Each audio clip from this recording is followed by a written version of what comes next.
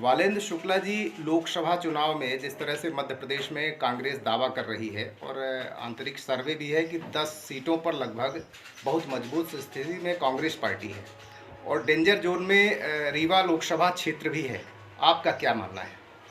हम 29 की 29 सीटें भारतीय जनता पार्टी जीत रही है।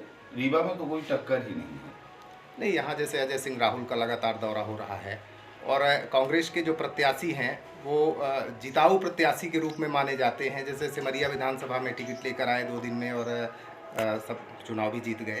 तो देखिए, विधानसभा का मैटर अलग होता है और विधानसभा में वहाँ भाजपा ने अगर प्रत्याशी बदल दिया होता, जिस तरह उनका वाह था, उनके खिलाफ आक्रोश था जनता का, तो कभी चुनाव न जीतते।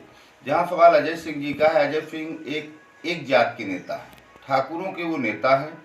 बड़े मिन्नत, बड़े चिरौरी बिनती में चुरहट से किसी तरह चुनाव जीते। सतेंदु के आक्रोश के कारण कई ब्राह्मणों का घर, और जैसे चुरहट में सतेंदु ने गिरवा दिया था, उसके कारण वो ब्राह्मण भी वहाँ आक्रोशित थे। उसके कारण अजय सिंह वहाँ चुनाव जीत गए। अजय सिंह अभी कल हमारे गुड़ में 18 तारीख को कार्यक्रम था, 50-60 लोग थे। वो सिर्फ एक जात के नेता हैं, ठाकुर समुदाय के। वो बिंद में नेता हैं और ठाकुर समुदाय उनके कहने पे वोट देता है। नहीं, उनने रीवा का प्रभार भी लिया है और उनको दायित्व तो कांग्रेस ने दिया है कि लोकसभा चुनाव आप जिताइए, और लगातार आ भी रहे हैं।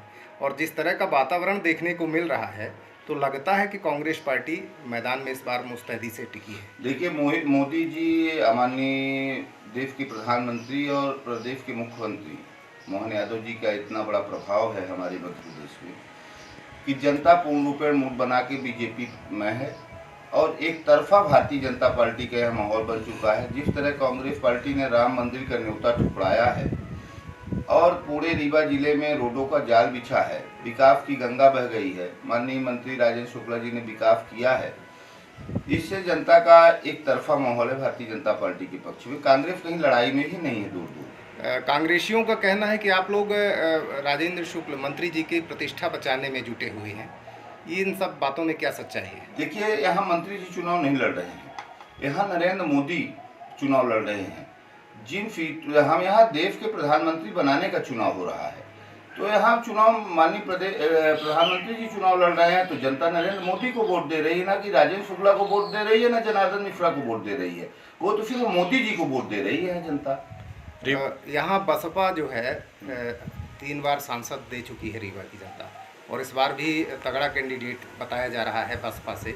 त्रिकोणीय संघर्ष होगा तो कहीं 95 और ऐसे परिणाम न दोहराए जाए। बसपा का कैंडिडेट कोई तगड़ा नहीं। बसपा का कैंडिडेट के पिताजी डकैत थे। आज एक पटेल समुदाय भी जानता है कि हमको ईमानदार, साफ, स्वच्छ वाले नेता की जरूरत है। अब वो समय चला गया जातिवाद का। जब ये कहते थे तिलक तराजू तलवार इनको मारो जूताचार, तो जो लोग नारा लगाते थे, जैसे विद्यावती नारा लगाती थी, बुद्ध सिंह पटेल पूर्व संसद नारा लगाते थे, देवराज जी संसद ने, तो सब भारतीय जनता पार्टी कांग्रेस पार्टी में है। और आप देख लीजिए, प्रदीप पटेल रामायण फारे थे और आज भारतीय जनता पार्टी के विधायक हैं। तो सब लोगों का ये जातिवाद से मोह भंग हो चुका है। कहीं नहीं, ये दूर दूर तक लड़ाई में नहीं है। हमारे यहाँ गुड़ क्षेत्र के पटेल सर्वाधिक भारतीय जनता पार्टी में है और जो अपराधी टाइप वाले हैं वही कुछ ना कहे थोड़ा बहुत वोट पा जाए। तो वो भी अगर भाजपा में आ जाते हैं तो उनके ये पाप धुल जाएंगे क्या? अब पाप जो कलंक लगा है तो पाप तो हमारे ख्याल से हम तो नहीं धुल लेंगे, हम तो कहेंगे। अब भाजपा और कौन धुलेगा कौन, ही मैं नहीं जानता। अभी लोक गायिका नेहा सिंह राठौर ने रीवा सांसद की नाकामियों को अपने गीतों से उकेरा है, क्या कहेंगे? देखिए, लोक गायिका नेहा जी छोटी बच्ची मेरी बहन के समान है। वो गायिका है, मैं उसका यूट्यूब चैनलों में देखता रहता हूँ।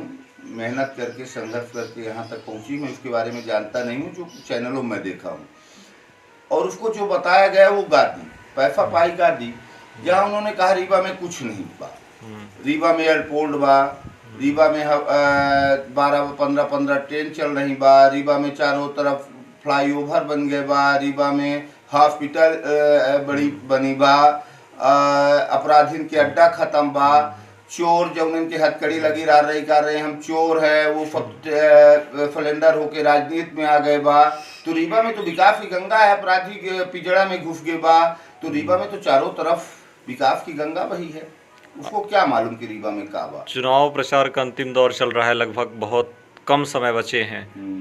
क्या अभी समीकरण अंततः क्या बन रहा है, क्या लग कोई रहा है? समीकरण बनने वाला नहीं है। आज हमारे यहाँ टीकर में माननीय मंत्री जी का कार्यक्रम है हम्म, और भारतीय जनता पार्टी, कोई ये कहे कि भारतीय जनता पार्टी को मैं वोट दिला रहा हूँ, मैं ये मानने के लिए तैयार नहीं हूँ। इस बार लोकसभा में जनता नरेंद्र मोदी जी को मन बना के बैठ चुकी है और वोट दे रही है। हम लोग प्रचार कर रहे हैं, जनता के पास जा रहे हैं, कह रहे हैं, लेकिन हमसे अधिक जनता होशियार है। वो जानती है कि देश कौन चला सकता है और देश कौन बेच सकता है। ये कांग्रेसियों के हाथ में देश चलाना नहीं है, ये नरेंद्र मोदी जी ही देश चला सकते हैं। आज विदेशी ताकतें झुक चुकी हैं, तो ये नरेंद्र मोदी जी की देन है। और जनता पूर्ण रूप में मनीष जी मूड बना के बैठ चुकी है कि हमको भारतीय जनता पार्टी को वोट देना और 5 लाख से ऊपर वोटों से हम चुनाव जीत रहे हैं।